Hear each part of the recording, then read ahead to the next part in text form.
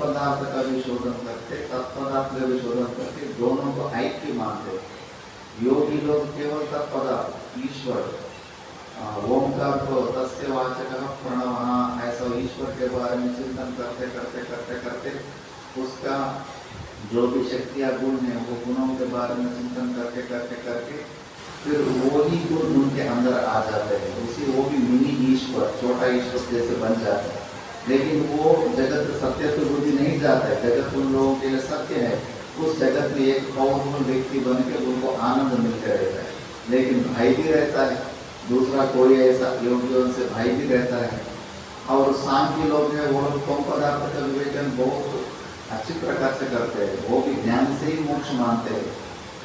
योगी लोग quarter final में हार जाते हैं, सांख्य लोग फाइनल तक, प्रधान फल वही है, सांख्य लोग फाइनल में आता है हम लोग कॉम्पिटिशन में, क्योंकि वो भी ज्ञान से मोक्ष मानते हैं और कम पदार्थ का विवेचन करते हैं, वो भी पुरुष को असंग मानते हैं। लेकिन वो केवल कम पदार्थ मतलब इस शरीर में हम लोग जो फंसा है उसी से हमारा आत्मस्वरूप को थोड़ा बाहर निकालते हैं, फिर तत्पदार्थ के बारे में चिंता नहीं करते। और उन लोगों को भी प्रकृति सब कुछ कारण है, ये सृष्टि का कारण केवल अलग से ही प्रकृति कारण है ऐसा मानते, जगत सत्य तो बुझे रहता है। हम लोग दोनों कम पदार्थ का भी शोधन करके चैतन्य को बाहर निकालते रहे और तत्पदार्थ का भी शोधन करके चैतन्य को बाहर निकालते रहे, और वो दो चैतन्य बाहर निकले, वो दो नहीं एक ही है। जैसे मैं बोलूँगा ये मैं तो कहाँ है, मेरा सामने है, इसे मैं बोलूँगा, आप लोग बोलेंगे हमारा सामने है मैं कैसा, आप लोग बोलेंगे। सुनने के लिए दो वाक्य अलग अलग जैसे लग रहे हैं, लेकिन वस्तु तो एक ही है। उसी प्रकार जो कम पदार्थ शोधन करने का बचा हुआ चेतन, तत्पदार्थ शोधन करने का बचा हुआ चेतन, वो एक ही है। उस प्रकार से हम लोग ऐक्य ज्ञान करके हम लोग वो स्थिति में चले जाते हैं। लेकिन वो योगी लोग ऐसा नहीं करते हैं, केवल तत्पदार्थ का चिंतन करते करते करते उनको अनिमा गरिमा सिद्धि आ जाते हैं। और ये सबसे यदि ज्ञान नहीं है और वो आ गया, उसमें बहुत जरूर फंसे गए, बहुत बुरी तरह से फंसे गए, उससे बाहर आना बहुत कठिन होता है। यदि उनका कोई ज्ञानी गुरु का मेलन हो गए तब कुछ हो सकता है। जैसे हमारा दक्षिण में भी ऐसा 2-3 कहानियाँ हैं, 2 प्रकार कहानी है। जो गोरखनाथ का मिला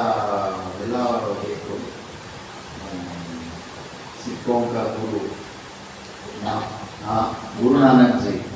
गुरु नानक जी के साथ मुलाकात की कहानी आता है। और वही गोरखनाथ अल्लाह प्रभु से भी मिला था, ऐसा 2 प्रकार का कहानी है। गोकर्ण में जो गोरखनाथ से पहले ये किसी प्रकार का उपासना की कोशिश करके पूरा सिद्धियाँ प्राप्त कर चुके थे। फिर जब गोरखनाथ और अल्लाह प्रभु दोनों एक ही मानते, अल्लाह प्रभु का कर्नाटक में एक विचित्र चरित्र है। 12वीं शतमान में कम से कम 15-20 जगहों में उनका उल्लेखन है, नेपाल से लेकर हर जगह से। पता नहीं वो कितने नामों से कितना शरीरों से व्यवहार किए, एक ही व्यक्ति माना जाता है। तो फिर वही गुरु नानक रूप में ऐसा है ऐसे कुछ लोग मानते हैं। फिर गोरखनाथ तो ये भी साधु रूप में थे, ये साधु इधर आओ ऐसा बुलाया, फिर तलवार ले लो मुझे मारो ऐसा बोला। फिर वो मारने से गोरखनाथ शरीर पूरा लोहा बना दिए थे, ठन ठन ऐसा शब्द निकला शरीर से। फिर देखो केवल ऐसा कपड़ा पहनने से गुना नहीं है, ऐसा कुछ साधना करना चाहिए ऐसा बोला। फिर गुरु नानक जी बोला कि अच्छा ठीक है, आप भी मुझे तलवार से मारो। है मूर्ख, ये तो हम तो सिद्धि प्राप्त की से कुछ नहीं, इसे मारने से मर जाएंगे। अरे मरने से क्या, हम तो संन्यास लेते ही पिंड प्रदान कर दिया है, उसी दिन हम लोग मर चुके हैं, और कुछ तो हम माई रूप में कुछ बचा ही नहीं। फिर उन्होंने तलवार से, फिर गुरु नानक ऐसा तो पूरा हवामय हो गया था शरीर, इनका तो लोकमय, तो उनको तो हवामय हो गया था। फिर अरे ये कैसे सिद्धि है। फिर उसी से उनका अहंकार घमंडता कम हो गया, और फिर वो विनयता से बात करना शुरू करने से फिर उनको ज्ञानोदय कराया। अरे भाई स्वप्न में तुम भिक्षुक बनेगा तो क्या, राजा बनेगा तो स्वप्न तो स्वप्न ही है। इस मिथ्या जगत में इतना ये हमारा गोरखनाथ उन्हीं का चरित्र में आता है, पेज में आता है। गोरखनाथ हाँ, गोरखनाथ की जीवन चरित्र में किसका लिखा है वो? ये आता तो याद नहीं है, वही गोरखनाथ मठ वाले ही हमको बताए थे कहानी बोलते। कर्नाटक से आए थे, ऐसे बताने से उन लोग अच्छा है आपको ये अलमपुर को जानते हैं क्या, ऐसा उसी समय एक ही कार्य है। तो वो तो गृहस्थ थे तो गुरु नानक देव जी। हाँ, गुरु नानक थे और ये अलमपुर तो सन्यासी थे। और इनके गोरखनाथ जी के ही आशीर्वाद से उनको जो पुत्र हुए ना, किसको? वो क्या बोलते हैं, श्रीचंद्र श्रीचंद्र। श्रीचंद्र हाँ, हाँ वो गोरखनाथ जी के ही आशीर्वाद से हुए। हाँ, वो कुछ कहानियाँ कुछ इधर उधर है वो, मतलब अल्लाह प्रभु और गोरखनाथ को तो मिलना हम लोग वो दक्षिण में वो कहानी सुने थे, उनका चरित्र में आता है। ये सब भाव में कहानियाँ हैं। हाँ, पता नहीं वो चरित्र के बारे में ना कुछ। क्योंकि वो श्रीचंद्र जी का तो बिल्कुल पक्का है। हाँ, श्रीचंद्र भी उनका बेटा का तो संबंध तो है गोरखनाथ और गुरु नानक जी का, कुछ ऐसा ये बहुत। कबीर वाले भी कुछ सुनाते हैं। उनका भी 2-3 प्रकार का कबीर हो चुका है वो कहानियाँ है। फिर भी मतलब तात्पर्य है ऐसा तो यानी। और चांगदेव और संत ज्ञानेश्वर, चांगदेव तो बहुत बड़ा योगी थे, बहुत साल लंबा आयु भी बढ़ा दिए थे और अनेक प्रकार के सिद्धियाँ थे।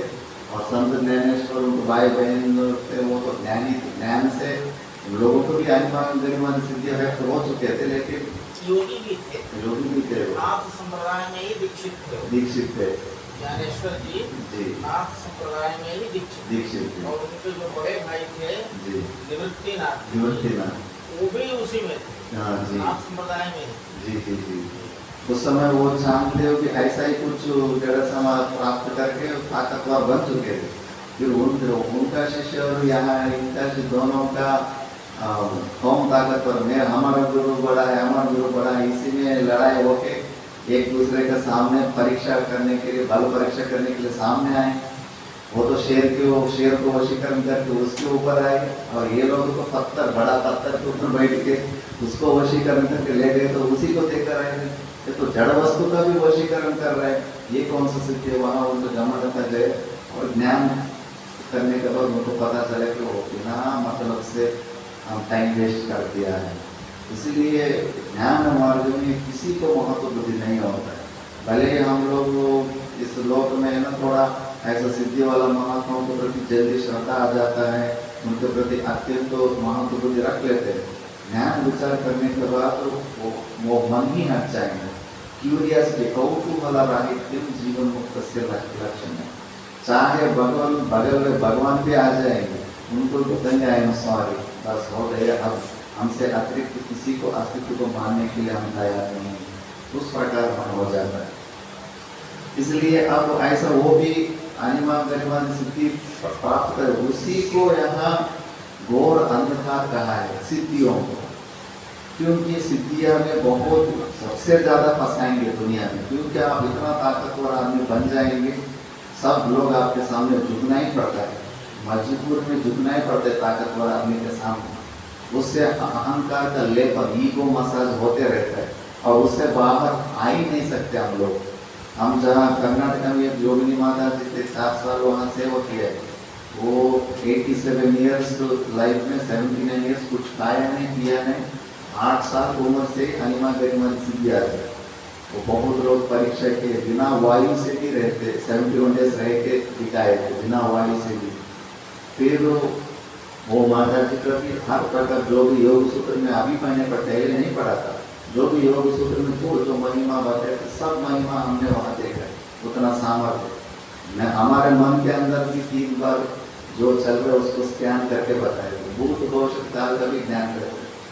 फिर भी कोई प्रश्न पूछा कि अपना शिष्यों में 2-3 लोग थोड़ा कुछ ध्यान करते समय 1.5 फीट ऊपर उठ जाते थे, कुछ लोग कुछ आए थे, लेकिन किसी को सिखाए नहीं, ये अनिमा गरिमा सिद्धियों के विषय कुछ सिखाए नहीं। फिर पूछा कि क्यों नहीं सिखाया, आप जैसे कोई ना आपको शिष्य परंपरा बनाना चाहिए। फिर बताया कि देखो, विवेक से रहित यदि सिद्धियाँ आ जाएंगे, इससे बड़ा विघ्न और कोई नहीं हो सकता। उससे बाहर आना ही मुश्किल है, क्योंकि वो किसी को मानते ही नहीं, इतना ताकतवर बन जाएंगे और आदमी किसी को तो कुछ मानते ही नहीं है, इसलिए वो सबसे बड़ा विघ्न है। इस शास्त्र भी वही बता रहे, उस अनिमान गरिमा ऐश्वर्य तो मिल ही जाएंगे जो संबुद्धि को, कार्य ब्रह्म को, हिरण्यगर्भ को उपासना करने वाले, उसको घोर अंधकार, उससे भी अधिक घोर बहुतरम तमः, और ज्यादा बड़ा अंधकार में चले जाएंगे, अनिमा गरिमा सिद्धि रूप अंधकार में चले जाएंगे, ऐसा उसको भी निंदा कर रहा है। फिर अब दोनों को अलग अलग फल जो कथन जो किया है उसके बारे में अभी दो श्लोक आ रहे हैं। अन्य देवाहु संभवात् अन्यदाहुरसंभवात्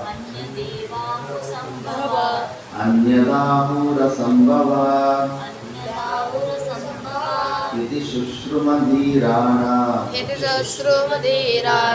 येनस्तद्विचक्षिरे सम्भूतिं च विनाशं च यस्तद्वेदो वयं सः विनाशेन मृत्युं तीर्त्वा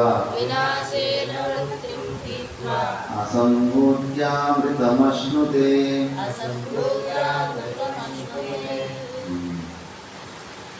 अन्यत् एव आहुः संभवात् अन्यत् आहुः असंभवात्, मतलब संभूति उपासना के लिए भी अलग ही फल कथन किया है श्रुति ने, और असंभूति का भी फल अलग ही कथन किया है। उसको भाष्य में देखिए कि क्या है।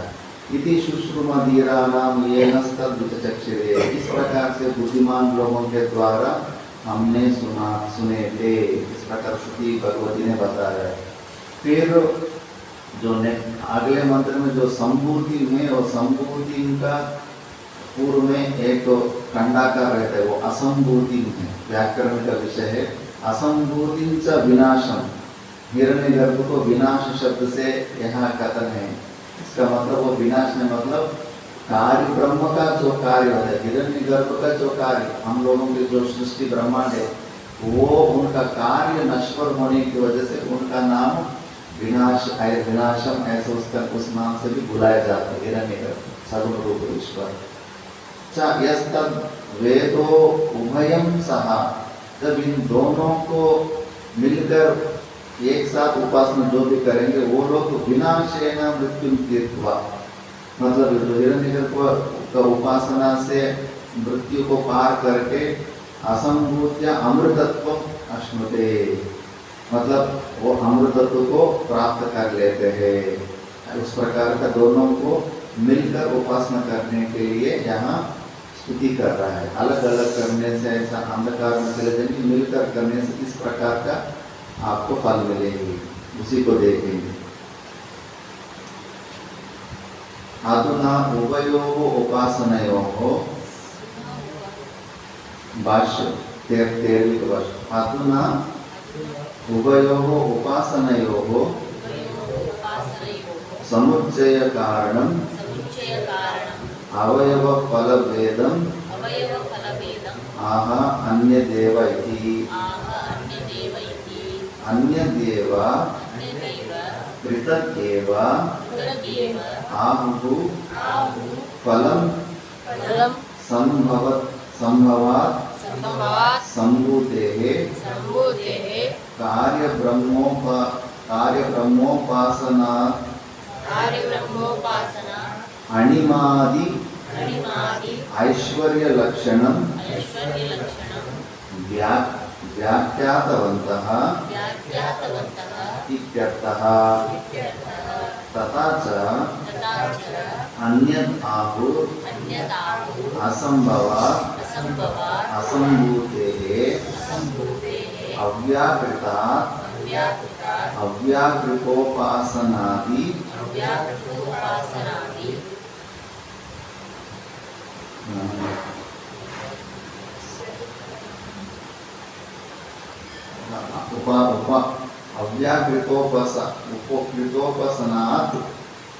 अव्याकृतोपासनात् यत् उक्तम् अंधं तमः प्रविशन्ति इति प्रकृतिलय इति च पौराणिकैः उच्यते इत्येवं शुश्रुम धीराणां वचनं ये नः तद्विचक्षिरे व्याकृत अव्याकृत उपासनाफलं व्याख्यातवन्तः इत्यर्थः। अधुना मतलब अब उभयोः उपासनयोः, इन दोनों उपासनाओं को समुच्चय कारणम, समुच्चय करने के लिए अवयव फल भेदमाह, उनका अलग अलग से क्या फल मिलता है उसके बारे में बता रहे हैं। अन्य देवा पृथग्येव आहो फलम, दूसरा है कुछ फल बताया गया किसका, संभवात संभूते है, संभूति उपासना मतलब संभूति उपासना क्या है, कार्य ब्रह्मोपासना मतलब हिरण्य गर्भ का उपासना, सगुण रूप का उपासना। क्या है फल, अनिमादि ऐश्वर्य लक्षणम, अनिमादि जो सिद्धियां है वो भी उसका फल है। तथा च अन्यथा असंभवा मत असंभव असंभूते है मतलब अव्याकृता अव्याकृतोपासना मतलब अव्याकृत जो सगुण निराकार का जो उपासना करते हैं उसका अंधम तमः प्रविशन्ति प्रकृति लय, प्रकृति में लय हो जाता है, अज्ञान में जो लय हो जाता है, जड़ समाधि कोमा की जैसे प्रकृति लय यदि पौराणिक की उच्चते है। ये पौराणिक मतलब वो जो भूलोक में है वो पुराण बताने वाला वो नहीं, शास्त्र के अंदर जो कहानी आता है आख्यायिका आता है उन लोगों को पौराणिक शब्द से कहते हैं। उन लोगों के द्वारा इति एवं सुश्रुमा धीराना, ऐसे हम लोगों ने बुद्धिमान जीवन मुक्त मंत्र दृष्टा लोगों से हमने सुना है। ये नहा हम लोगों ने तद्विचक्षिरे हम लोगों ने सुना है। व्याकृत अव्याकृतोपासना फलम व्याख्यातवन्तः इत्यर्थः मतलब इन दोनों उपासनाओं का अलग अलग फल का कथन हमने सुना है, ऐसा शुद्धि भगवती ने बताया। फिर 14 मंत्र में दोनों को मिलकर उपासना करने से क्या रिजल्ट मिलता है वो बता रहा है। यतः एवं अतः समुच्चयः संभूति असंभूति उपासनयोः